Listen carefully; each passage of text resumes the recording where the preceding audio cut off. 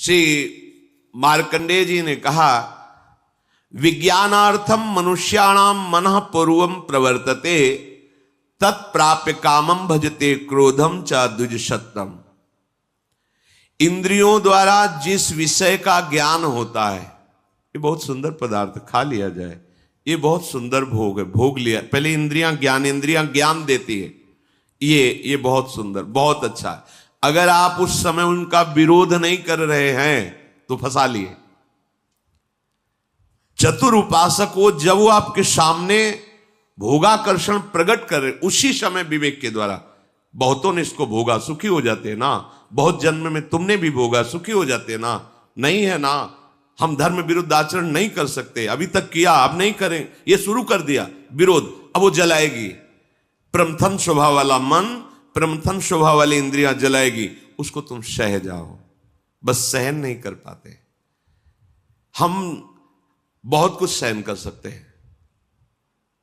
देखो, अगर आपको जरा सा भी ऐसे अंगूठा दबाया जाए तो आपको कष्ट, आप कहोगे मैं नहीं सहन, लेकिन हाथ टूट जाता है, सहते हो ना, पैर टूट जाता है, सहते हो, जीवित रहते हो ना, भारी से भारी ऑपरेशन, बड़े से बड़ा हो, आप सह जाते हो ना, क्योंकि आपके केवल सहने की स्वीकृति की जरूरत है।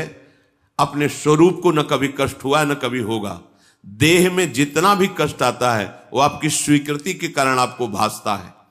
आप जितना देह को मैं माने हुए उतना ही कष्ट होता है। तो अंतःकरण में जो ये इंद्रियां जलन कर, ये तो आप सहज में सह सकते हो, आप बड़े वीर हो, बड़े बड़े कष्टों को सहते हो। देखो कितना कष्ट होता है मां को जब वो 9 महीने गर्भ को धारण करती है, प्रसव में कितना कष्ट होता है, पर उस सब सह करके अब अपने जरा विचार करो, अगर थोड़ा ज्यादा हो जाए, गैस बन जाए पेट में तो कैसा लगता है। वो हमें पूरा 9 महीने धारण किए रहे, सब कष्ट सह सकते हो आप भगवान के अंश हो। ये जो आप डर जाते हो ना कि मन की बात अगर नहीं पूरी करेंगे तो ये बराबर जलाता रहेगा, नहीं जलाता नहीं रहेगा, वो जल के शुद्ध हो जाएगा। अगर मैंने अपने मन और इंद्रियों की बात नहीं की तो मैं जी नहीं पाऊंगा, ये केवल डरा रहा है, तुम जी नहीं, अमर हो जाओगे अगर ये बात तुम स्वीकार कर लो कि तेरे प्रेरित किए हुए गलत मार्ग में मैं नहीं चलूंगा। इंद्रियों द्वारा किसी विषय का ज्ञान जब आपको कराया जा रहा है, बहुत ध्यान से साधक उपासक जन सुने, तो वो सबसे पहले मन को घसीटती है इंद्रियां, अपने में मिलाती है, क्योंकि ये इंद्रियों का नेता है। अगर ये ना कर दे तो कोई भी इंद्रिय अपना कार्य नहीं कर सकती। जैसे मन किसी विषय में गाढ़ मनन कर रहा है, कई बार हमने देखा है, आप क्या बोल रहे हो, बात हो गई, सब हो गई, बाद में आपने पूछा कि आपने तो हाँ कह दिया था, नहीं हमें पता नहीं कि हमने हाँ कहा। और देखो, जब तुम्हें हाँ करवाना हो तो 3-4 बार हमसे बोलो कि आप सुन रहे हो ना, सुन रहे हो ना, और जब फिर हम हाँ कहें तब हाँ मानना, पहली बात में हाँ मत मान लेना, क्योंकि अब हाँ ठीक है ऐसा क्या। तो देखा गया कि अगर मन कहीं लगा हुआ है तो इंद्रियां भी नहीं पकड़ पाती कि आप क्या बोल रहे हैं, कौन आया, कैसे है, वो हो रहा है सब, पर पकड़ में नहीं आएगा, वो स्मृति में नहीं आएगा। अगर मन अपने साथ हो जाए तो इंद्रियां कुछ नहीं बिगाड़ सकती। पर क्या होता है, विषय का ज्ञान कराने वाली इंद्रियां सबसे पहले मन को अपने में घसीटती। जहां अपने मन में इंद्रियों की प्रियता विषय भोगों में, और वो तीनों एक हुए, और अगर बुद्धि में विवेक नहीं है तो मन तत्काल बुद्धि को अपने अधीन कर लेता है। इस कहने में बहुत देर लग गई, अधीन करने में नहीं लगता। और जहां बुद्धि अधीन हुई तो उस विषय में राग या द्वेष हो जाएगा। प्रतिकूल है तो द्वेष हो जाएगा, अनुकूल है तो राग हो जाएगा। दोनों में जलन होती है। राग में जो हर्ष होता है वो शोक में परिणित हो जाएगा। अगर राग का हर्ष स्वीकार न हो तो शोक छू नहीं सकता। यह अध्यात्म है। जब किसी विषय में राग हो जाता है तो मन तत्काल संकल्प बना लेता है, राग में भी और द्वेष में भी। ठीक है, भोगोगे अब तुम। द्वेष है तो विरुद्ध भाव का संकल्प, प्रतिकूल। राग है तो अनुकूल भाव का संकल्प। अब तुम्हारी अनुमति की जरूरत नहीं हुई, समझ लो। जहां इंद्रियां विषय में आसक्त हुई, मन को अपने में मिलाया, मन ने बुद्धि को घसीटा, तहां तत्काल संकल्प बनाएगा। और जहां संकल्प बना तो तुम अब क्रिया को नहीं रोक सकते, क्रिया हो जाएगी। क्रिया आरंभ हुई कि अभीष्ट उसका फल तुम्हें भोगना पड़ेगा। अभीष्ट उसका परिणाम, अशुभ शुभ जैसी क्रिया बन रही है उसका फल भोगना पड़ेगा। इसके कहने का क्या तात्पर्य? आप पहली ही दशा में रोक सकते हो। जब कोई विषय इंद्रियों को आकर्षित कर रहा, उसी समय विवेक से सावधान। जो सत्संग में सुना है, जो शास्त्रों में कई बार हमने कहा है कि आप लोग कुछ सत्संग चयन करके रखो, जो मन पर कहे गए हैं, जो इंद्रियों पर कहे गए हैं, जो वैराग्य प्रकरण में कहे गए हैं, जो धर्म युक्त। तो जहां मन आपका, तो तुरंत उस सत्संग को दोबारा सुनो। शास्त्र में जो लिखा है वहां तुरंत पहुंचाओ, या सत्संग की बात तुरंत लाओ। नहीं नहीं, ये गलत है। वो संकल्प बनने नहीं पाएगा, वो पूरा सिस्टम घसीट नहीं पाएगा कि मन बुद्धि को अधीन कर लिया, और मन को इंद्रियों ने अधीन कर लिया, इंद्रियों को विषय ने अधीन कर लिया, अब संकल्प बन गया, क्रिया हो गई। इतना समय कैसे दे दिया? असावधान साधक भ्रष्ट हो जाता है। देखो, इस खेल में तुम उतारे गए हो, इसे न समझो। आपको परिपक्व, ये खेल है भगवान के लिए, दोनों पक्ष भगवान के हैं। जैसे मान लो दो प्रदेशों से कबड्डी का खेल हो रहा, बोले एक तरफ उत्तर प्रदेश, एक पर अमुक प्रदेश है, तो है किसका? भारत सरकार का ही तो दोनों प्रदेश है, दोनों भारत सरकार के ही हैं। पर उसमें एक विजयी होगा, एक का सम्मान होगा, और एक पराजित होगा। वो अपने हृदय में निरुत्साहित भी हो सकता है, पर है वो दोनों सरकारी। ऐसे ही माया और भक्ति, ये दो का पक्ष है। भगवान की ही भक्ति और भगवान की ही माया है। अब आपको भेजा गया कि दो पक्ष में चयन करो, खेल होगा, होगा पक्का होगा। अब कुछ तो भक्ति पक्ष में आ गए और बहुत ज्यादा मात्रा में माया पक्ष में चले गए। अब उसका पक्ष का जो प्रभाव है वो तो पड़ेगा, भक्ति के प्रभाव का पक्ष पड़ेगा, पर दोनों पक्षों को एक दूसरे में जाना होता है। ऐसा नहीं कि अभक्त कभी भक्त संयोग ही नहीं प्राप्त करते, पर वो भक्त उपदेश नहीं स्वीकार करते, नहीं वो भक्त न रह जाए। इस माया के पक्ष में जब भक्त जाए, तो जाने का मतलब पैरों से चलना नहीं है, या मन और इंद्रियों का व्याध। जब हमारा कोई भोग आकर्षण हो रहा है, कोई प्रपंच में राग द्वेष वृत्ति जा रही है, उस समय बिल्कुल होश में, क्योंकि अब आप बोलने जा रहे हो कबड्डी कबड्डी, वहां पकड़ के तुम्हें पछाड़ दिया जाएगा। जहां विषय बिल्कुल सावधान, द्वैक्षर आपकी जिब्या, राधा राधा अंदर हो, सावधान। कौन पकड़ रहा है? काम क्रोध लोभ मोह मद मत्सर, कौन आक्रमण कर रहा है? बस अब बच जाओगे, जीत जाओगे। अरे हमें तो कोई पकड़ ही नहीं सकता। अब यहां पकड़ाने के लिए जाते हैं, बचने के लिए थोड़ी जाते हैं।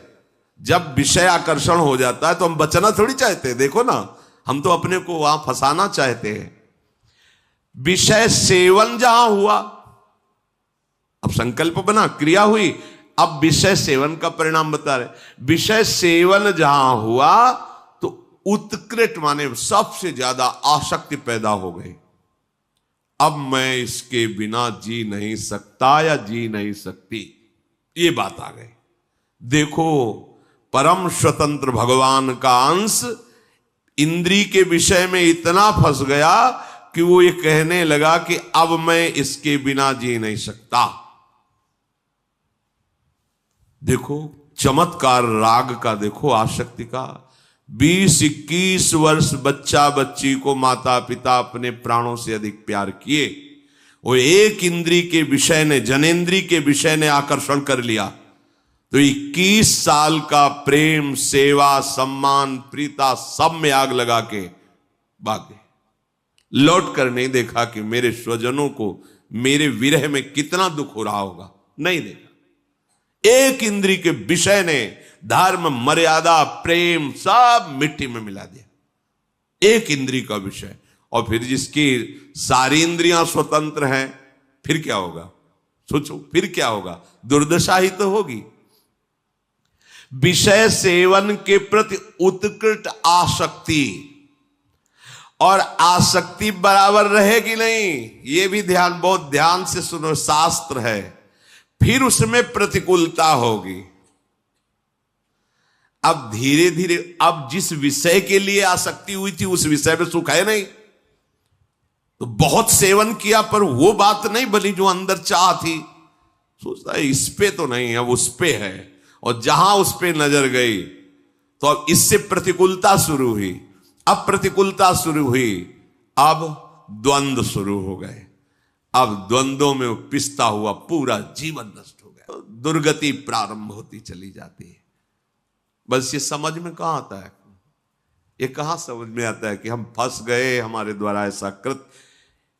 सच्ची मानिए, यदि एक पत्नी व्रत ले लें तो आपको कुछ दिन के बाद घृणा हो जाएगी। ये धर्म है, क्योंकि वहां कोई सुख ही नहीं है। कुछ दिनों के बाद यदि आप ठीक धर्म से चलते हैं तो आपको ऐसा लगने लगेगा, बस कितने ऐसे गृहस्थ उपासक श्री जी के शरण में हैं जो पति पत्नी सहित आजीवन ब्रह्मचर्य का नियम लेके रह रहे हैं। क्यों? किसी ने सिखाया क्या? नहीं, धर्म से चले, उनको लग गया कि नहीं नहीं, सुख तो प्रियाजू के नाम रूप लीला धाम में है, अब जीवन बर्बाद में है। कितने ऐसे। अगर आपका धर्मयुक्त सेवन नहीं तो वृद्धावस्था तक तुम्हारा चांचल्य मन, चांचल्य इंद्रियां, ये बंद नहीं होगा। बहुत छलावा है, बहुत छलावा है, जिससे समझ नहीं पाते, पूरा जीवन छल जाता है। अब जहां आसक्ति थी उससे द्वेष, और दूसरे से अभीष्ट भोग प्राप्त करने का लोभ का प्रादुर्भाव हुआ। लोभ के प्रादुर्भाव से बुद्धि भ्रष्ट हो गई। अब इस प्रकार क्रम बदलता चला गया, उससे भी हाथ नहीं। और वो बहुत माया ऐसा रूप रख करके सामने आती जाएगी कि आपको लगेगा नहीं, ये नहीं, ये क्या सुख है। फिर उसके बाद उससे भी बढ़कर, क्योंकि वो माया है, उससे भी बढ़कर अब आप कहां तक भागेंगे। फिर आपकी वो दुर्दशा होने लगती है कि आधी छोड़ पूरी को धावे, पूरी मिले ना आधी पावे, कुछ हाथ नहीं लगा, पूरा जीवन बर्बाद हो गया। अब हृदय में लोभ का आक्रांत, क्रोध का आक्रांत, राग द्वेष और पापाचरण के कारण विपत्तियां। जो धर्म बचाता है, धर्मो रक्षति रक्षिता, तुम धर्म की रक्षा की तो अब तुम्हारी धर्म रक्षा करेगा, उसको तो तुमने छोड़ दिया। अब रक्षक कोई है नहीं, पीस के चला देती है माया। चलती चक्की देख के दिया कबीरा रोए, दो पाटन के बीच में साबित बचा न कोई। तो चलती चक्की देख के दिया कमाल ठठाए, राह सहारे कील के तो बाल न बांका जाए। इस संपूर्ण सृष्टि संचालन की कील है श्री भगवान। राधा राधा कृष्ण कृष्ण कृष्ण, राह सहारे कील के तो बाल न बांका। वो सब संभाल लेंगे जो बिगड़ा हुआ है। एक बार तो आप कदम रखो अध्यात्म में। अब वो क्या करता है, सारा नाटक करने लगता है केवल अपनी वासनाओं की पूर्ति के लिए। चाहे वो धर्माचरण का नाटक हो, चाहे सेवा का नाटक हो, समाज, कुछ भी, वो केवल नाटक करने लगता है अपनी वासना की पूर्ति के लिए। वो केवल नाटक करने लगता है धन के लिए। धर्म का बहाना, सेवा का बहाना, और धन प्राप्ति की चाह, वासना की पूर्ति की चाह, यही पाप चाह है और यही उसकी दुर्गति कर देती है। इसलिए अपने मित्र बनो। क्या? जब इंद्रियां आपको विषयों में फंसाने जा रहे हो, उसी समय शास्त्र की बातें, गुरुजनों की बातें तुरंत हृदय में लाओ और उसे काटो। पर यह ऐसा नहीं होता, हम फंसने के लिए राजी। ये माया ऐसी मीठी छुरी है, अपने हाथ से गला काट लोगे। ऐसा मीठा जहर है, अपने हाथ से मांग के लड़ के पालोगे। नहीं नहीं, आप मुझे दीजिए, जो होगा देखा जाएगा, ऐसा जहर है। हितैषी मित्र वही है, वही विद्वान है जो ऐसा करने से अपने को रोक ले। बहुत सुंदर एक प्रसंग है साधकों के लिए, अध्यात्म मार्ग के पथिकों के लिए। अगर वो ठीक से चलेगा तो जैसे आकाशवाणी होती है ऐसे उसके हृदय में वाणी प्रकट हो जाएगी। आकाशवाणी जैसे नहीं हुई, भीम जी जा रहे थे, आगे मत जाना, युधिष्ठिर जी जा आगे मत जाना, आगे सिद्ध और देवताओं का प्रवेश है, कोई अपराध बन जाएगा। ऐसे अंदर तुम्हारे आने लगे, ए सावधान, अब तुमसे गलती होने वाली है। और वो ऐसी वाणी होगी जो स्पष्ट सुनाई देगी, और आप अगर स्वीकार करेंगे तो आगे बढ़ जाएंगे। किसी से पूछने का, प्रश्न का उत्तर ही नहीं, अंदर ही सब आ जाएगा। ये बहुत महिमा की बात है। जैसे आकाशवाणी होती है ऐसे तुम्हारे अंदर वाणी जागृत हो जाए, ए सावधान। बोले यार कोई तो हृदय में रोक रहा था पर मैंने सुना नहीं, हाय सुन लेता तो आज ऐसी दुर्दशा को न प्राप्त होता। यदि आप ठीक से चलोगे तो बाहर प्रश्न करने की जरूरत नहीं, अंदर ही आपको उपदेश प्राप्त होना प्रारंभ। यह अध्यात्म मार्ग है, ये बहिर्मुख मार्ग नहीं, ये अंतर्मुख मार्ग है। राग रूपी दोष के कारण 3 प्रकार से अधर्म की वृत्ति बढ़ने लगती है। पहला है मन से पाप का चिंतन, कलयुग में नहीं लगता है, पर मन से पाप का चिंतन होते ही संकल्प बन जाता है, क्रियाओं में उतार देता है। इतनी सामर्थ्य कलयुगी पुरुष की नहीं कि मन से किए हुए चिंतन को रोक सके, संकल्प ना बनने दे, क्रिया ना होने दे। तो मन से चिंतन का पाप नहीं लगता, पर वो जब उसका चिंतन हुआ, संकल्प बना, तो क्रिया तुम रोक ही नहीं सकते। पहला है मन का चिंतन, दूसरा है वाणी का पाप, तीसरा है क्रिया का पाप। अगर इन तीनों से अच्छी तरह से अपने को बचा लिया जाए तो कभी हृदय में क्लेश बाहर से पहुंच ही नहीं सकता। बाहर क्लेश में परिस्थिति है पर आप आनंदित हैं। अगर आपका हृदय क्लेशित है तो इन 3 में से कहीं एक भी होगा, तभी वो प्रवेश किया। या तो वाणी के द्वारा पाप हो रहा है, या आपके शरीर के आचरण के द्वारा पाप हो रहा है, या आपके मन के संकल्प पाप में बन रहे हैं। प्रवेश का अवसर मिल जाएगा, नहीं क्लेश हो ही नहीं सकता।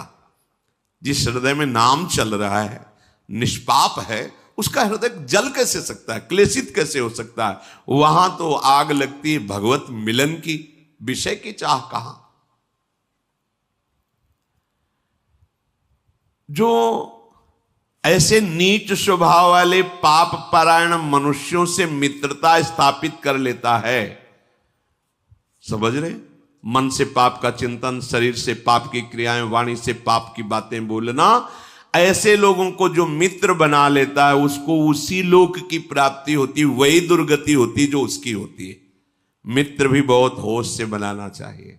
जाके प्रिय न राम बैदेही तजिए ताहि कोटि बैरी सम यद्यपि परम स्नेही। मुझे पापाचरण में लगा रहे हो अपनी मित्रता की दुहाई देकर, ऐसा मित्र हो ही नहीं सकता। मित्र तो वो होता है जो कुपथ निवार सुपंथ चलावा, गंदे मार्ग से हटा के अच्छे मार्ग में चलाए, उसे मित्र कहते। वो तो शत्रु है, अपने को मित्र घोषित करके हमारा पतन कराना चाहता है। जो मनुष्य पापात्मा होता है उसे धर्म की प्राप्ति नहीं होती, अर्थात उसे सुख की प्राप्ति नहीं होती, अर्थात उसे बार बार विपत्तियां, दुख और पराजय ही मिलती है। बार बार प्रश्न होता है कि प्रयास करने पर मैं सफल क्यों नहीं हो पाता? क्योंकि कोई टांग खींच रहा है तुम्हारी, ऊपर चढ़ने नहीं दे रहा। कौन है वो? तुम्हारा किया हुआ पाप कर्म तुम्हें आगे नहीं बढ़ने दे रहा। ये तो आप अच्छे से समझ लो, खूब हृदय के अनुभव की बात करते हैं। जहां गलती होगी तो तुम शरणागत हो, तुम्हें आगे जन्म में नहीं भुगतना है, अभी भुगतना है। क्योंकि कैसे भी हो तो श्री जी के ना, आप देख लेना, अगर गलती करोगे तो इसी, अब आगे के लिए तो नहीं, क्योंकि बहुत कृपा है, वो तो विश्वास करो। शरणागत हो, जैसे भी हो, मेरी महारानी जो नेक हो न रिस्कहूं, भूली हूं न हो सकी, स्वभाव है। पर मेरे प्रीतम का जो विधान है तुरंत भोगना होगा, तुरंत। ये जो पापाचारियों को तुरंत भोगना नहीं होता ना, क्योंकि इनको बहुत भोगना है। शरणागत को तुरंत उसका दंड मिलेगा, 2, 4, 6 दिन में, 10 दिन में देख लेना। अगर थोड़ी भी गलती हुई है तो आपको झुकना पड़ेगा, आपको जलना पड़ेगा, आपको रोना पड़ेगा, आपको कष्ट भोगना पड़ेगा तुरंत, क्योंकि वो ब्याज सहित आगे नहीं मिलना है। तुम शरणागत हो, तुरंत हिसाब होगा।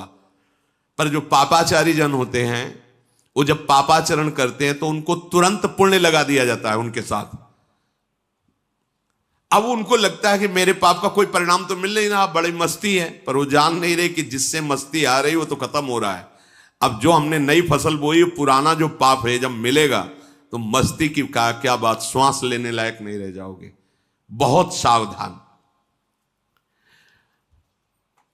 उपासक को चाहिए कि जिन सुखों को तुम भोगों में ढूंढ रहे हो वो वहां नहीं है, वो तुम्हारे अंदर है।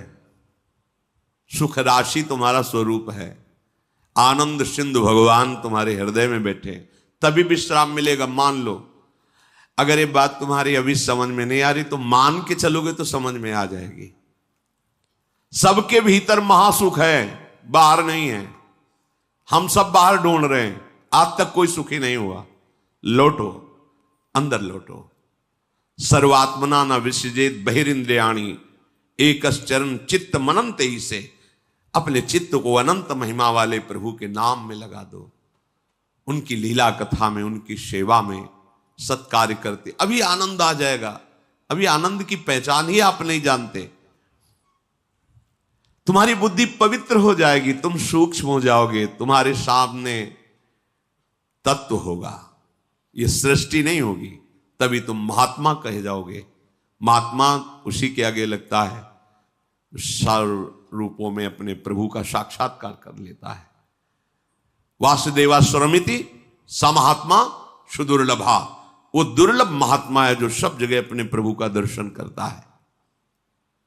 चित्तस्य ही प्रसादेन हंति कर्म शुभाशुभम प्रसन्नात्मात्मनि स्थित्वा सुख मानन मश्नुते। जब तुम्हारा चित्त प्रसन्न हो जाएगा, यह सबसे बड़ी उपलब्धि हुई। चित्तस्य ही प्रसादेन, आनंद से लबालब हो रहा है चित्त। क्यों? क्योंकि आनंद का चिंतन हो रहा है। आनंद कौन है? प्रभु। मुरारी पादार्पित चित्त वृत्ति, एक एक वृत्ति से प्रभु का चिंतन कर रहा है, सब सेवाएं कार्य करते हुए। प्रसादेन, एकदम आनंद, प्रसन्नता। अगर चित्त ही प्रसन्न नहीं है तो समस्त शुभ कर्मों का फल जो सुख आया है लौकिक, वो जलाता रहेगा, तुम्हें सुख नहीं भोगने को मिलेगा। बहुत समझिए, चित्त प्रसन्न है तो आपके पास कुछ ना होते हुए भी आप बादशाह हैं, और चित्त जल रहा है तो सब कुछ होते हुए भी आप अभागी हैं। क्योंकि जो सुख चाहिए वो तो है नहीं, सब है, पर चित्त प्रसन्न नहीं है। चित्त कभी भोगों के संग्रह से या भोगने से प्रसन्न नहीं होता, हर्षित होता है, और हर्षित का परिणाम शोकित होता है। प्रसन्नता होती, ब्रह्मभूता प्रसन्नात्मा न शोचति न कांक्षति। जिसे तत्व का ज्ञान या भगवत साक्षात्कार हो जाता है, अखंड आनंद, परम प्रसन्नता। मान लो तो आनंद का अभी आप सोच भी नहीं सकते किसे आनंद कहते हैं। जिसका अंतःकरण हर समय प्रसन्न रहता है वो अक्षय महासुख को प्राप्त होता है। जैसे किसी को अच्छा अच्छा भोजन पवा दिया जाए खूब यहां तक, इसके बाद उसको खूब भोजन रखा जाए, ऐसी तृप्ति हो जाती है। ब्रह्मादिक के भोग सब विषम लागता है। अब उदाहरण उस आनंद का तो कोई है नहीं जोड़, तो कह रहे कि जैसे कोई खूब गले तक छक जाए, इसके बाद उसको कहो कि आधा लीटर खीर और पी लीजिए, थोड़ा गुलाब जामुन। ऐसे जब चित्त में भगवदानंद होता है तो ब्रह्मादिक के भोग भी उसे कैसे लगते हैं? विष के समान। अब और कछु न सुहाय जुगल सेवा सुख पगे। कुछ नहीं, अब कुछ नहीं, अब कछु नाथ न चाहिए। प्रभु अब कुछ नहीं चाहिए, बस अब कृत्य भयो। ये कब होगा? यही सुख है, अब पाए। वो क्या? चित्त का प्रभु के चिंतन में लगे रहना। कैसी होती है ऐसे चिंतन करने वाले की हृदय स्थिति? बोले जैसे वायु रहित स्थान में दीपक जलाया जाए तो एक तार लो, ऐसी होती है प्रसन्नात्मा का भगवत चिंतन। स्वाभाविक हर समय चल रहा है। ये न सोचे कि भावदेह की प्राप्ति हो जाएगी तो सब क्रियाएं बंद हो जाएंगी, फिर हमारा गृहस्थी का कार्य कैसे होगा? ऐसा नहीं है। आप देखो, हित सजनी के अवतार है महाप्रभु हरिवंश चंद्र जो अवतार है ना।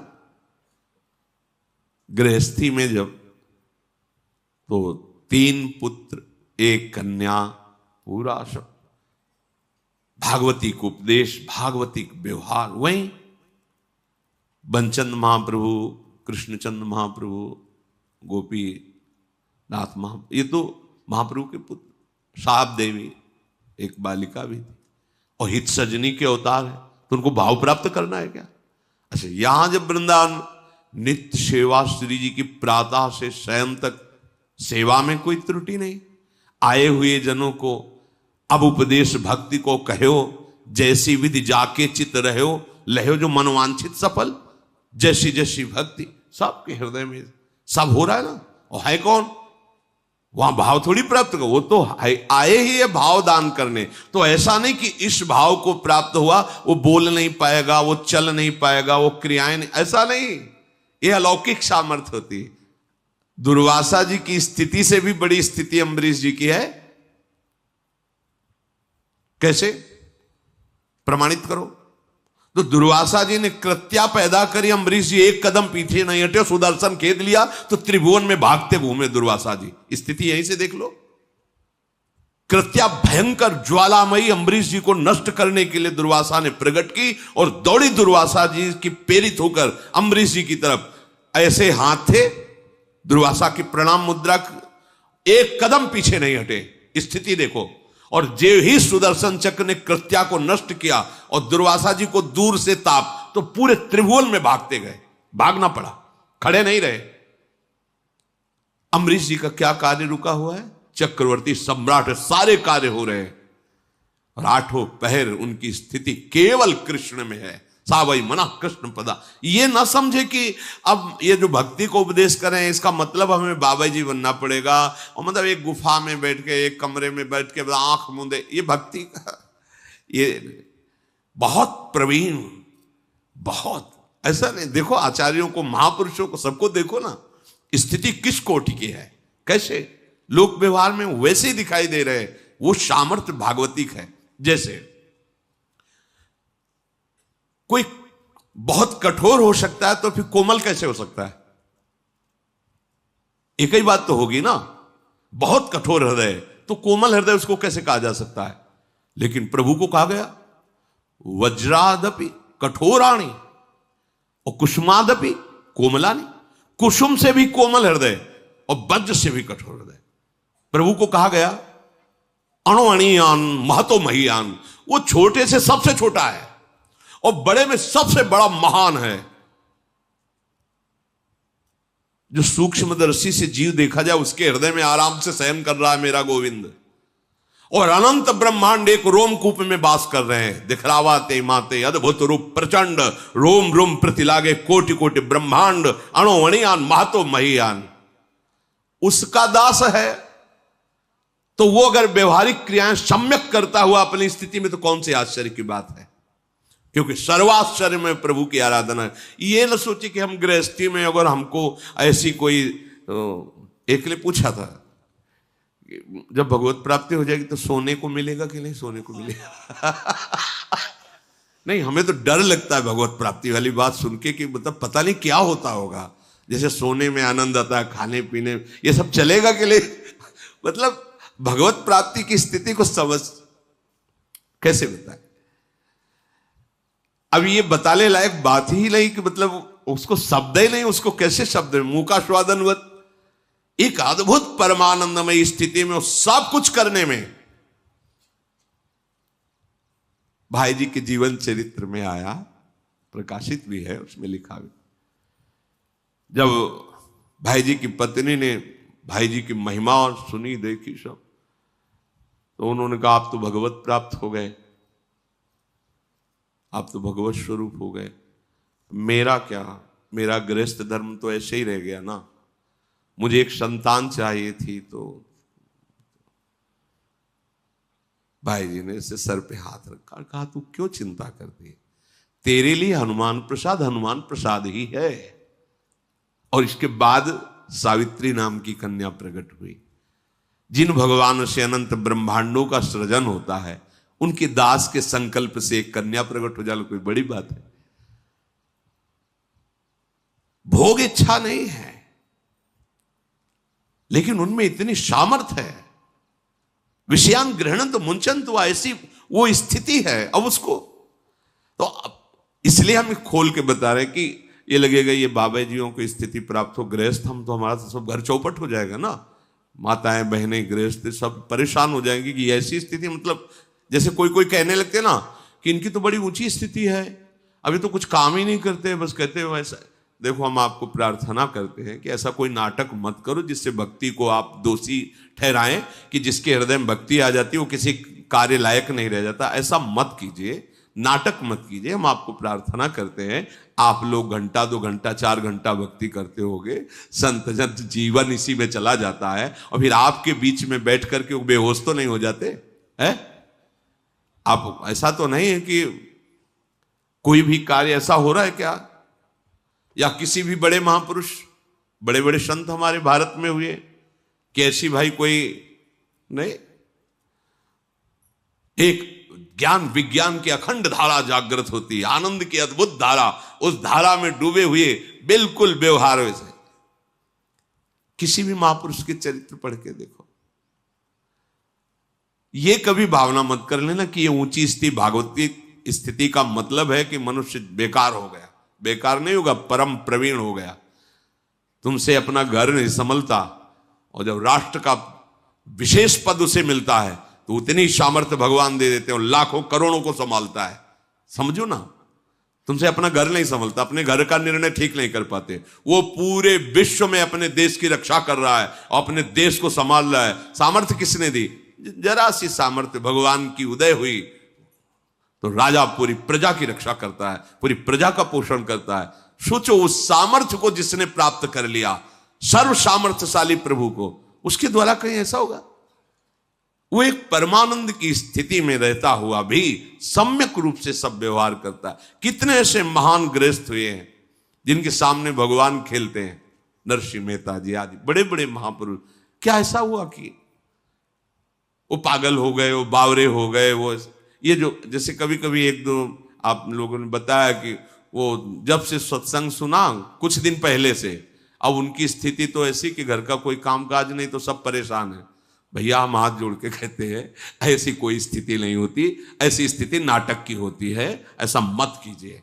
क्योंकि बड़े बड़े संतों के दर्शन किए हैं, वो अपनी सम्यक दिनचर्या रहती है, ऊंची स्थिति है, सम्यक दिनचर्या रहती। ऐसा नहीं होता कि घर वाले परेशान हैं कि पता नहीं कौन सा मतलब जादू चढ़ गया, ऐसा नहीं होता। या फिर 1-2 जैसे कभी वो झटके, और ये झटके मटके कुछ नहीं होते हैं, ये भगवत आनंद है। ये मतलब है ना, मूर्छित हो राधा मूर्छित हो गए ऐसे, अब वो पानी डाल रहे हैं, सब कोई चरण रज लगा रहा है, कोई चरण छू रहा है, ऐसा नहीं होता है। हाँ ऐसा होता है, वो एक अलौकिक स्थिति है। सच्चे मार्ग से चलो, स्थिति प्राप्त हो जाएगी। वो ऐसा मत करो जिससे तुम्हारा जो सौभाग्य उदय हुआ है वो नाटक में फंसकर नष्ट हो जाए। सही मार्ग का अवलंबन लो।